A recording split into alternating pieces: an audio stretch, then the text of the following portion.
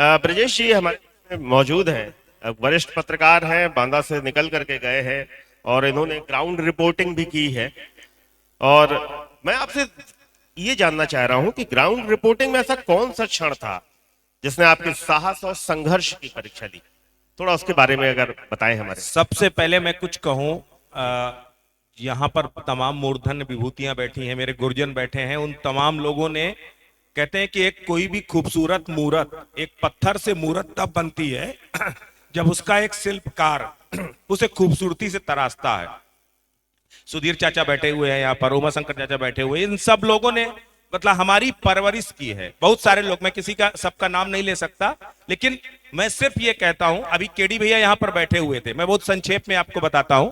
दरअसल देवदत्त भैया आईपीएस बने हमारे मोहल्ले से, हम लोग पढ़ाई किया करते थे, उनको देख करके हमें भी लगा कि यार सिविल सर्विस में जाना चाहिए, आईएएस आईपीएस बनना चाहिए।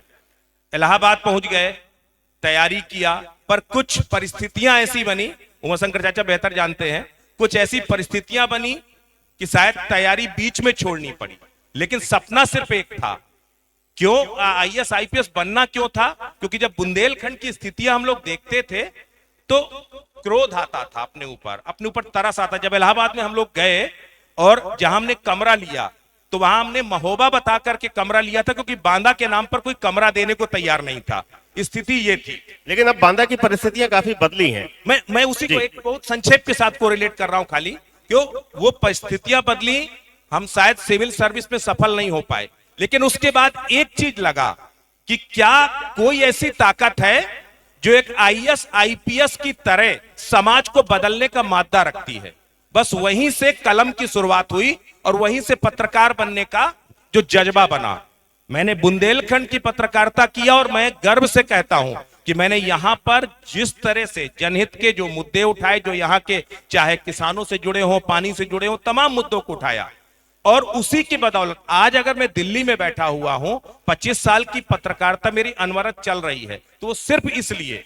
जहां तक चाचा ने कहा कि समझौतों की बात, तो देखिए समझौते हमेशा कमजोर करते हैं आपको। अगर आप केवल अपनी मुफलिसी से समझौता कर लो तो आपको किसी के सामने समझौता करने की जरूरत नहीं होगी। और मैं डंके की चोट पर कहता हूं कि मैंने अपनी 25 साल की पत्रकारिता में अपने एथिक्स के साथ कंप्रोमाइज नहीं किया। हाँ, बदलते हालातों के साथ आपको अपनी पत्रकारिता की इंटेंसिटी को कम ज्यादा या बदलना होगा, लेकिन एथिक्स बदलो ये जरूरी नहीं है। एथिक्स वही होने चाहिए, बिल्कुल, उससे समझौता नहीं। बिल्कुल। एक छोटा सा एक चीज और पूछना चाहूंगा आपसे कि आजकल आप देख रहे हैं बहुत सारे नए युवा भी पत्रकारिता में, अब ऐसा क्या है, क्या आकर्षण है जिसको देख करके आ रहे हैं या पत्रकारिता दिल से करना चाह रहे हैं? आप उनके लिए क्या संदेश देना चाहेंगे? देखिए, ये मैं थोड़ा सा मतलब बहुत मायूसी के साथ कह रहा हूं कि दरअसल आजकल जो हो रही है वो पत्रकारिता नहीं हो रही है। क्योंकि मैं खुद इस स्ट्रीमलाइन जर्नलिज्म से जुड़ा हुआ हूं और ये बड़े साफगोई से कह रहा हूं।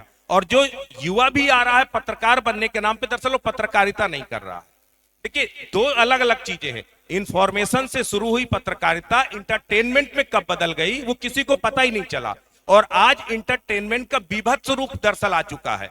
क्योंकि जब से हमने रील कल्चर के साथ अपनी पत्रकारिता को जोड़ लिया, लेकिन आपको यह भी बता दूं, इसका केवल नुकसान नहीं है, इसका फायदा भी है। फायदे भी है। जहां पर हमारी आवाज दब जाती है वहां ये जो रील जर्नलिस्ट है ना, वो उस आवाज को उकेर भी देते हैं।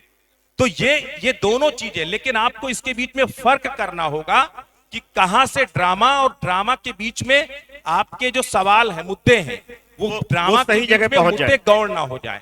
तो सारे युवा जो भी यहां पर जो है रील बना रहे हैं, यूट्यूबर्स हैं, लोग बहुत हे दृष्टि कह देते हैं तो यूट्यूबर्स है, दरअसल वो यूट्यूबर्स नहीं है, वो यही जर्नलिस्ट है, वो भी एक पत्रकार है। वही पत्रकार है, ये भी नहीं, अब वही पत्रकार है जो दिल की बात कह रहा है, दिल से कह रहा है। पत्रकारिता क्या थी?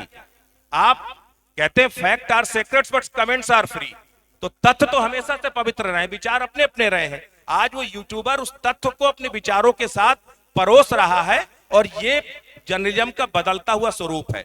तो जो भी युवा पत्रकारिता करना चाहता है वो पत्रकारिता में आए, लेकिन उसे अपने एथिक्स को और मुद्दों को दोनों के साथ कंप्रोमाइज नहीं करना होगा। बस इतना कहूंगा। थैंक यू, बहुत बहुत धन्यवाद।